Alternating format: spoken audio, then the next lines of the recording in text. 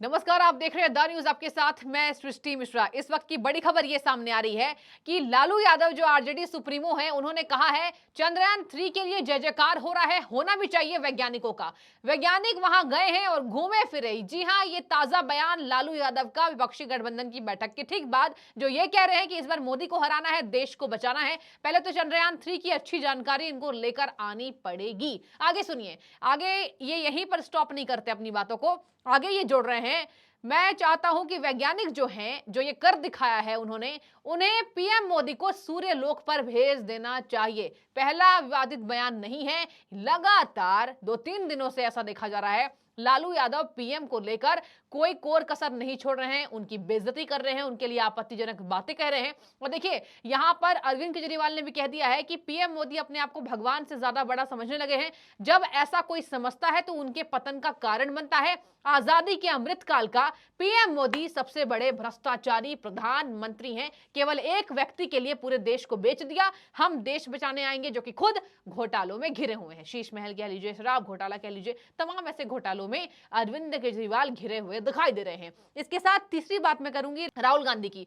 राहुल गांधी ने भी कह दिया, लद्दाख में गया, किसी राजनेता ने अब तक लद्दाख के व्यक्तियों से बातचीत नहीं की है, मैंने पहली बार किया है। ये मुझे पता चला है कि लद्दाख के लोग अब सीमा को पार नहीं कर पा रहे हैं, जो कि खुद लद्दाख की जमीन है। यानी चीनी ने भारत की जमीन पर कब्जा कर लिया है। पीएम मोदी लगातार झूठ बोल रहे हैं। इन तमाम मुद्दों पर मैं चाहूंगी एक अच्छी बातचीत हो जाए, और ये बातचीत मैं करूंगी रवि रावत जी से। तो चलिए इस पर थोड़ी बातचीत कर लेते हैं। रवि रावत जी, आपका स्वागत बहुत डिबेट में। ये बताइए, ये चंद्रयान 3 के लिए अंतरिक्ष यात्रियों की बात कर रहे हैं, कह रहे हैं घूमे फिरे हैं। लद्दाख की बात राहुल कर रहे हैं, और केजरीवाल जो भ्रष्टाचार में घिरे हुए हैं, कह रहे हैं आजादी के अमृतकाल के सबसे बड़े भ्रष्टाचारी पीएम मोदी। क्या कहेंगे तीनों की बातचीत पर? आपकी व्याख्या क्या होगी आज? सभी दर्शकों को मेरा प्रणाम।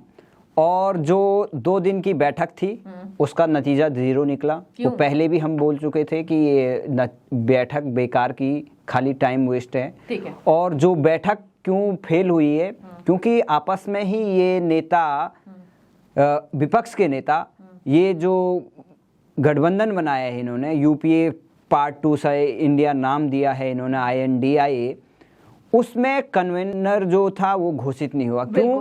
क्योंकि नीतीश कुमार नाराज हो गए हैं। खड़गे कैसे संभालेंगे? तो कांटों का ताज कोई नहीं पहनना चाहता है। और क्योंकि उस पूरा हार का ठीकरा उसके खोपड़ी पे फोड़ेंगे ये सारे। और प्रधानमंत्री, कोई नतीजा नहीं निकला। सभी प्रधानमंत्री नरेंद्र मोदी को गाली दे रहे थे। क्यों गाली दे रहे थे? सबसे पहले बात आती है कि लालू यादव कह रहे हैं कि हम प्रधानमंत्री नरेंद्र मोदी को हराकर दम लेंगे।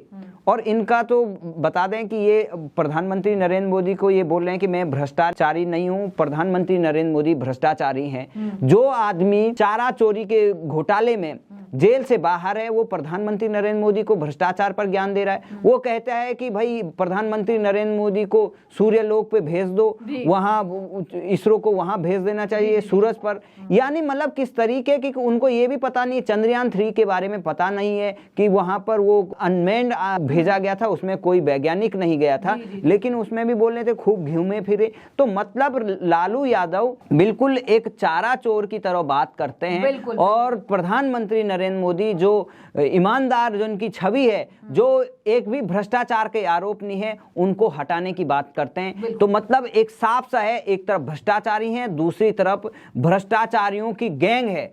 सारे एक से एक बड़े घोटाले, लाखों करोड़ के घोटाले।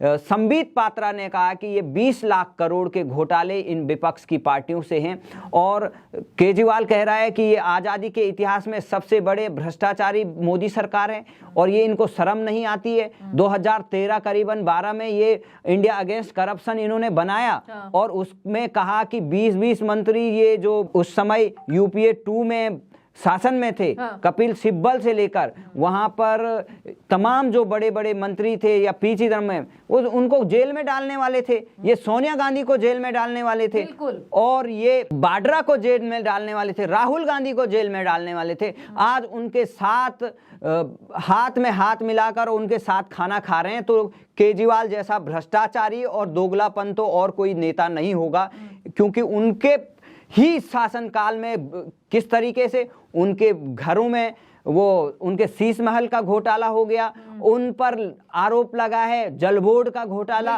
उन पर आरोप लगा है कौन सा घोटाला, दारू घोटाला। एक तरफ चारा चोर घोटाले वाले, एक तरफ दारू घोटाले वाले, और दूसरी तरफ उन्होंने यंग इंडिया नाम के तहत उन्होंने जो अखबार का घोटाला किया कांग्रेस पार्टी ने। तो तमाम जो पार्टियां हैं वो एक से एक भ्रष्टाचारियों की वहां पर फौज है, और जो उन्होंने सीबीआई ईडी पर खड़गे ने अपना दुखड़ा दिखाया, क्योंकि ईडी बहुत तेजी से काम कर रही है। आज राजस्थान में भी वहां पर छापे पड़े, और वहां पर जो मुंबई में है वहां उनके एमयूए के बड़े नेताओं के 3 के खिलाफ चार्जशीट हुई।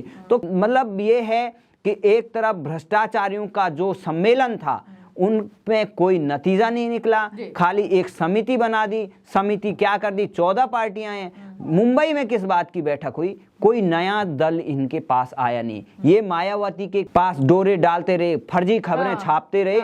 मायावती ने इन पर करारा तमाचा मारा, कोई नहीं आया। तो लालू यादव इसलिए भ्रष्टाचारी बौखलाए हुए हैं क्योंकि सुप्रीम कोर्ट में सीबीआई ने अर्जी दायर की है और उनकी जमानत याचिका खारिज करने। अब देखते हैं कि सुप्रीम कोर्ट क्या फैसला देता है, क्योंकि उन पर ये इस तरीके से सार्वजनिक मंचों पे वो अपने हेल्थ का छूट लेकर, जमानत लेकर, और वहां पर प्रधानमंत्री नरेंद्र मोदी के खिलाफ 5 स्टार होटल में इस तरीके का ड्रामा कर रहे हैं। ठीक है, चलिए दूसरी बात मैं आपसे पूछना चाहूंगी। ये बताइए, केजरीवाल ने दावा किया है कि हम 3 मीटिंग कर चुके हैं, कोई लड़ाई है नहीं, केवल झूठ परोसा जा रहा है कि हमारे विपक्षी दलों में लड़ाई हो रही है।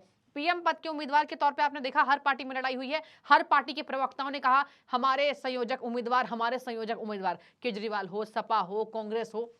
ऐसे में क्या आपको लगता है इनका संयोजक तय नहीं हुआ, इनके पार्टी का लोगो तय नहीं हुआ, इनका बैनर तय नहीं हुआ, इनका रंग तय नहीं हुआ, तो क्या पीएम उम्मीदवार अब ये कब तय करेंगे? और क्या ये पीएम उम्मीदवार की तर्ज पर लड़ाई नहीं कर रहे होंगे, जो केजरीवाल कह रहे हैं कि कोई लड़ाई हमारे गठबंधन में है ही नहीं, झूठ बोला जा रहा है? देखो, सबसे ज्यादा झूठ तो केजरीवाल कहते हैं। उन्होंने कहा था कांग्रेस के साथ हाथ नहीं मिलाएंगे, उन्होंने कांग्रेस के साथ हाथ मिलाया। उन्होंने कहा कि हमारे कोई भी नेता भ्रष्टाचारी नहीं है, हम उनको जेल भेज देंगे। जब उन पे कार्रवाई होती है तो वो सबसे ज्यादा रोते हैं। तो केजरीवाल तो गिरगिट है, मैं उन पे ज्यादा कुछ नहीं कहूंगा। लेकिन जिस तरीके से प्रधानमंत्री पद को लेकर टीएमसी ने सबसे पहले कहा हमारा उम्मीदवार होना चाहिए, हम ममता बनर्जी पीएम उम्मीदवार होना चाहिए, गहलोत कहते हैं राहुल गांधी होना चाहिए, और वहां पर प्रियंका चतुर्वेदी कहते हैं कि उद्धव ठाकरे को पीएम उम्मीदवार बना दो। यहाँ पर जूही सिंह प्रवक्ता कहती है कि अखिलेश यादव को पीएम उम्मीदवार बना दो।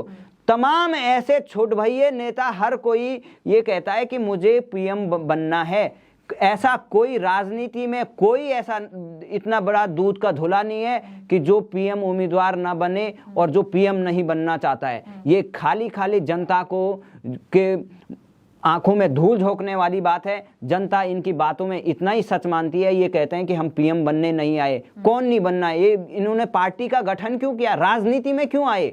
अगर ये कहते हैं कि हम पीएम, ये सब लड़ाई कुर्सी की है और लोकतंत्र में लड़ाई ही कुर्सी की है। अगर पीएम पद का कोई इनको लड़ाई नहीं है, अपनी पार्टी के मान्यता रद्द कर दो, खत्म कर दो, बाबा बन जाओ। अगर तुम इतने बड़े महात्मा हो, संत हो, इंडिया अगेंस्ट करप्शन से तुमने पार्टी बनाई और सीएम बन गए। केजरीवाल हमेशा से झूठ बोलते हैं और ये पार्टियां सिर्फ और सिर्फ पीएम चेयर के लिए हैं। ये कोई जनता के लिए नहीं है, न ये देश का भला के लिए है, न ये देश की सुरक्षा के लिए सोचते हैं, न तो ये देश की प्रगति करना चाहते हैं। ये सिर्फ और सिर्फ अपने आप को प्रधानमंत्री बनना चाहते हैं। लेकिन एक भी आदमी इनमें पीएम लायक क्या, ये चपरासी लायक या कोई भी अच्छा काम करने लायक नहीं है। ये सब अपने बाप और भ्रष्टाचार से लूटे गए जनता के पैसों को लूटकर अपने घरों में जो इन्होंने तिजोरियां भरी हैं उसके बल पर ये खड़े हैं। नहीं तो ये किसी आम इंसान से भी बहुत ही कम योग्यता रखते हैं। ये खाली और खाली जनता को बेवकूफ बनाकर कुर्सियों पर बैठे हुए हैं। ठीक है, इसका मतलब आपको लग रहा है सारे भ्रष्टाचारी एक मंच पर हैं और ये एक मंच से ये दमखम भर रहे हैं कि इस बार पीएम मोदी को हम ही मिलकर हराएंगे। और देखिए राहुल ने कह भी दिया ये 60% लोगों का ये गठबंधन प्रतिनिधित्व करता है। अब मैं चाहूंगी दर्शक आपकी राय, आपको क्या वाकई लगता है कि चंद्रयान 3 की गलत जानकारी लेने वाले नेता आज ये दमखम भर है कि पीएम मोदी को हराएंगे, एक तरफ ब्रिक्स सम्मेलन हो जाए, एक तरफ G20 हो जाए, चंद्रयान 3 की सफल लैंडिंग हो जाए। इन तमाम बातों के आगे क्या आपको लगता है कि देश की प्रगति ये गठबंधन के नेता करेंगे? जरूर बताइए। आपका बहुत शुक्रिया डिबेट से जुड़ने के लिए।